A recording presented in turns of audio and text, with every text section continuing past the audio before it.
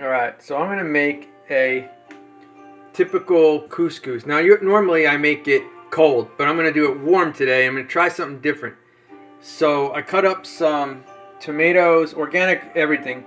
Oh no, the onion's not. Romaine, Roma and red bell pepper. This is non-GMO and organic. I grow that. That's fresh basil.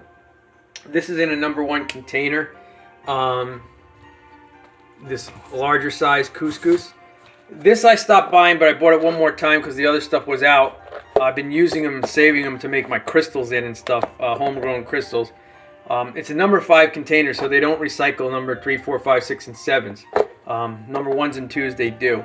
But for tonight I'm using this, and it's shredded cheese. And what I'm going to try to do here is, this is cooking now. This is going to stay raw. And after this cooks, I'm going to throw it in a pan with a little bit of oil. And I'm going to throw all this on. And then I'm going to add the cheese all over the top of it. And then put a top on to melt it. And hopefully it will melt in time where it doesn't crisp up the pasta. And sort of it won't really be a baked macaroni, but it will be a cheesy macaroni. Now, I've done this before with chicken, which would be jackfruit, and it worked out good.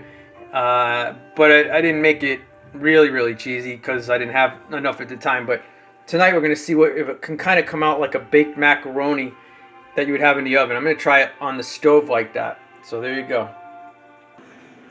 Alright, so I decided I'm just going to keep it in this pan, and I added the onion, the half of the basil, the pepper, and the tomato, and a little olive oil. Now I'm going to put on cheese and then melt it down with the top on. Alright, so I actually added some cheese, stirred it up, and then I added cheese on the top. Now I'm just going to look at this and go like that. And let's see what happens here. Hopefully it will melt a little bit without drying out the pasta. I did add a little oil in there and stirred it up, so it should work out pretty well. See how this tastes.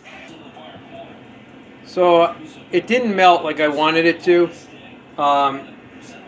without gonna have that stick to the bottom of the pan. Not like when I make a pizza where it's already really hot and oil, and then you put the cover on, it steams real quickly.